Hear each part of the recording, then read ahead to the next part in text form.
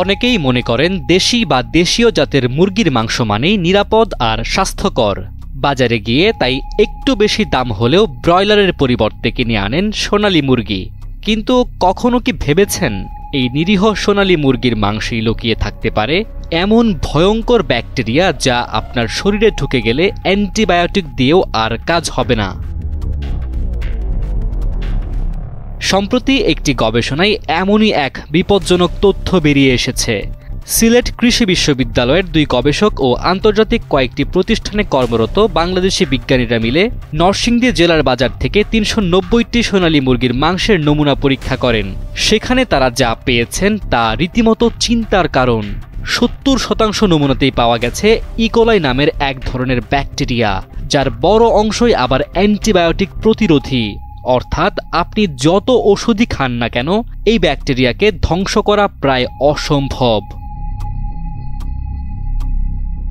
আরও ভয়ঙ্কর তথ্য হলো, গবেষণায় দেখা গেছে এসব ব্যাকটেরিয়া শতভাগ প্রতিরোধ দেখিয়েছে উচ্চমাত্রার কার্যকরী অ্যাম্পিসিলিনের মতো ওষুধের বিরুদ্ধে, যার মানে দাঁড়ায় আপনি যখন বাড়িতে স্বাস্থ্য সচেতন হয়ে সোনালী মুরগির ঝোল রান্না করছেন তখন অজান্তেই হয়তো এমন এক ব্যাকটেরিয়া দেহে প্রবেশ করছে যা ভবিষ্যতে সাধারণ ইনফেকশন হলেও অ্যান্টিবায়োটিককে ব্যর্থ করে দিতে পারে।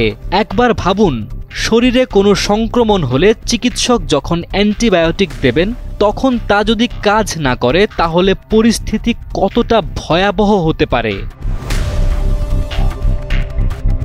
সবচেয়ে ভয়ঙ্কর বিষয় হলো, ব্যাকটেরিয়াগুলো শরীরে এমন এক পদার্থ তৈরি করে যা অনেক শক্তিশালী অ্যান্টিবায়োটিককেও কাজ করতে দেয় না।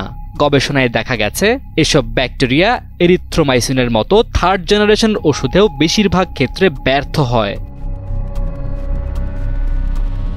গবেষকরা বলছেন মূল সমস্যা সোনালী মুরগির জাত নয়, সমস্যা এর উৎপাদন পদ্ধতিতে। অধিক লাভের আশায় অনেক খামারে অপ্রয়োজনীয়ভাবে অ্যান্টিবায়োটিক ব্যবহার করা হয়, যা মুরগির দেহে ব্যাকটেরিয়াগুলোকে অভ্যস্ত করে তোলে। ফলে তৈরি হয় এমন সব ব্যাকটেরিয়া যাদের ঠেকাতে আধুনিক চিকিৎসা ব্যবস্থাও অনেক সময় ব্যর্থ। ভাবুন তো, আপনি পরিবারকে ভালো রাখতে গিয়ে এনেছেন সোনালী মুরগির মাংস, ভেবেছেন এটা নিরাপদ, কিন্তু যদি সেই মাংসেই লুকিয়ে থাকে এমন ব্যাকটেরিয়া যাকে কোনো অ্যান্টিবায়োটিকেই মারা যায় না, যদি মুরগির ঝোলের স্বাদ হয় আপনার রোগ প্রতিরোধ ব্যবস্থার পরাজয়। নিউজ ডেস্ক, সময়ের আলো।